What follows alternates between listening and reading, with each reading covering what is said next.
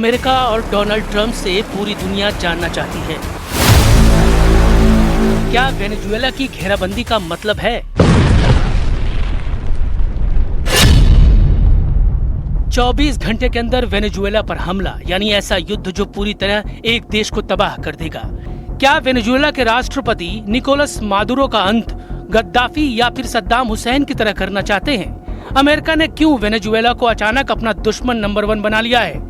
8 युद्ध खत्म करने वाले ट्रंप क्यों दुनिया के सबसे जंगखोर लीडर बनना चाहते हैं?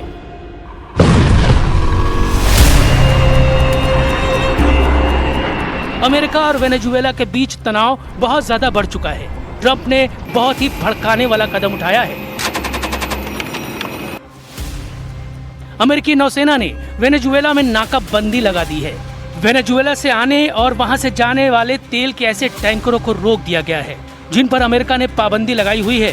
समझ लीजिए कि अमेरिका के जंगी जहाजों ने निकोलस मादुरो को पूरी तरह से घेर लिया है और अब मादुरो भी जानते हैं कि जान खतरे में है।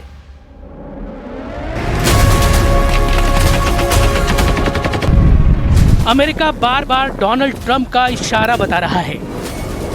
इशारा ये कि वेनेजुएला को मिट्टी में मिलाने वाला मिशन किसी भी वक्त शुरू किया जा सकता है।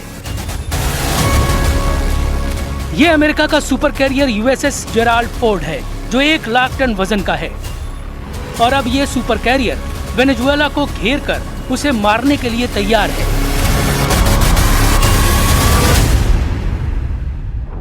अमेरिका के जंगी जहाज अब पूरी तरह से वेनेजुएला को रौंदने के लिए तैयार हैं। अमेरिका का सबसे बड़ा एयरक्राफ्ट कैरियर जेराल्ड फोर्ड इलाके में तैनात है। अमेरिका ने स्टेल्थ फाइटर जेट F-35 के साथ परमाणु पनडुब्बी भी तैनात कर दी है, यानी 5000 से ज्यादा नौसैनिक और 75,000 से ज्यादा फाइटर जेट किसी भी वक्त हमले को तैयार हैं। डोनाल्ड ट्रंप ने सोशल मीडिया पर एक पोस्ट में कहा है कि वेनेजुएला अब तक के सबसे बड़े नौसैनिक बेड़े से पूरी तरह से घिर चुका है। ये घेराबंदी और बढ़ेगी और निकोलस मादुरो को ऐसा झटका लगेगा जैसा उन्होंने पहले कभी नहीं देखा होगा। ट्रंप ने कहा है कि मादुरो को अमेरिका को सारा तेल, जमीन और दूसरी संपत्ति लौटानी पड़ेगी जो वेनेजुएला ने पहले हमसे चुराई थी। Drugs coming in by sea are down 94%, and we're trying to figure out who the other 6% are. But they're down 94%, and we're going to start hitting them on land, which is a lot easier to do, frankly. But these are a direct military threat to the United States of America. They're trying to drug out our country.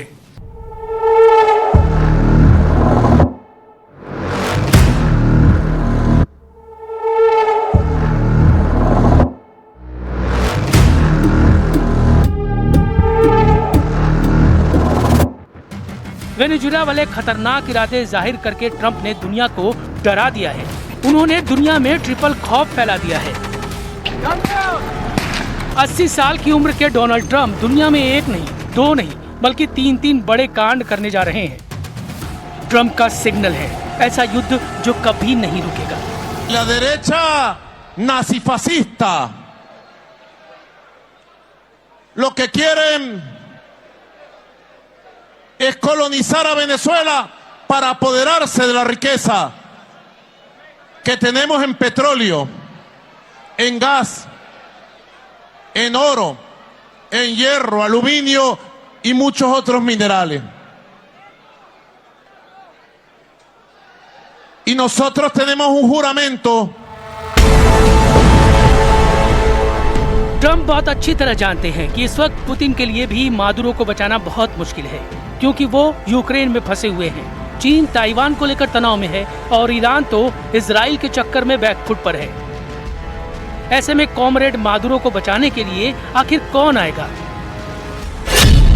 Donald Trump का agenda साफ नजर आ रहा है। वो जानते हैं कि जिस तरह अमेरिका ने इराक से सद्दाम हुसैन को हटाकर फांसी दिलवाई, लीबिया में जिस तरह गद्दाफी को मारा गया, जिस तरह सीरिया से बशर अल असद को हटाया गया, ठीक वैसा ही ट्रीटमेंट वेनेजुएला के निकोलस मादुरो के साथ किया जा सकता है। सवाल है कि इसे रोकने में व्लादिमीर पुतिन, शी जिनपिंग और अली खामेनेई किस हद तक आगे जाएंगे। निकोलस मादुरो को भी इस बात का एहसास बहुत अच्छी तरह से हो चुका है कि खतरा बड़ा है।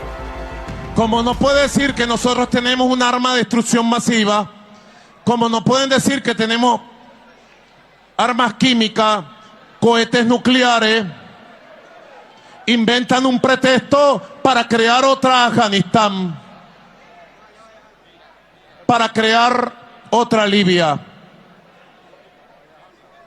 Y nosotros tenemos autoridad moral.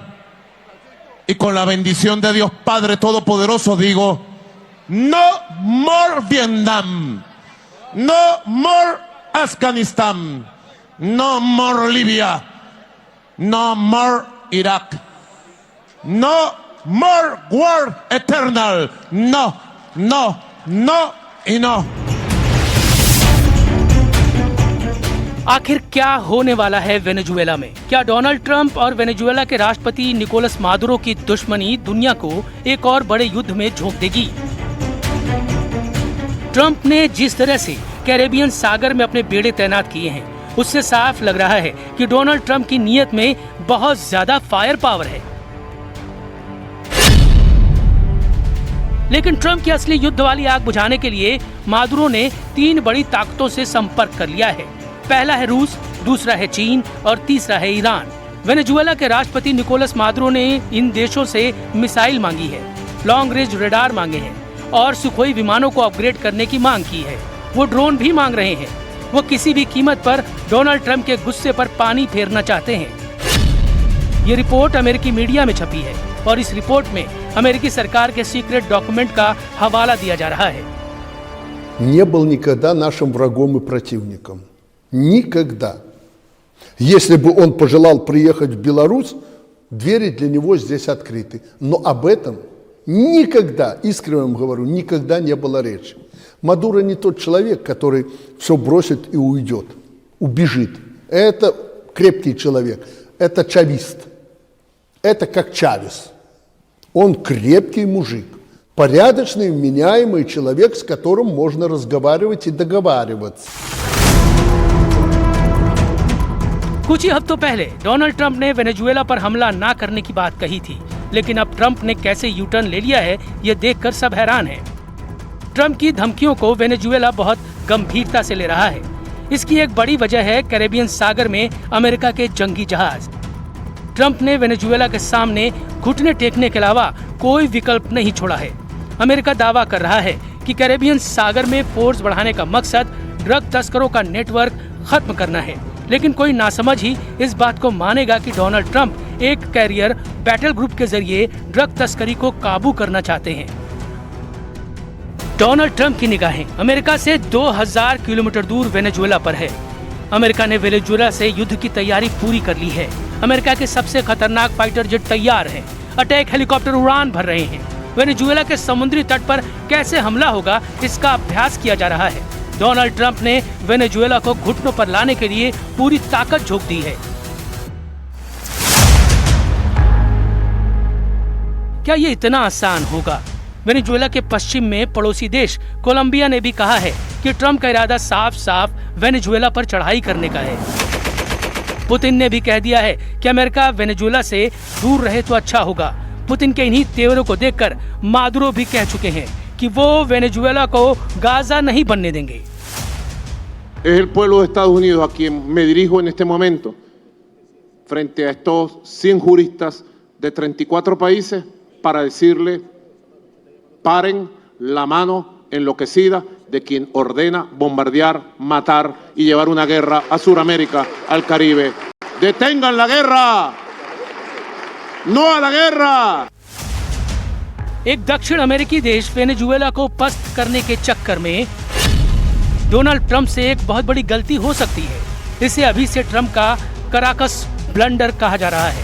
Donald Trump क्या वेनेजुएला से युद्ध करके अमेरिका को दूसरे वियतनाम में फंसाने जा रहे हैं?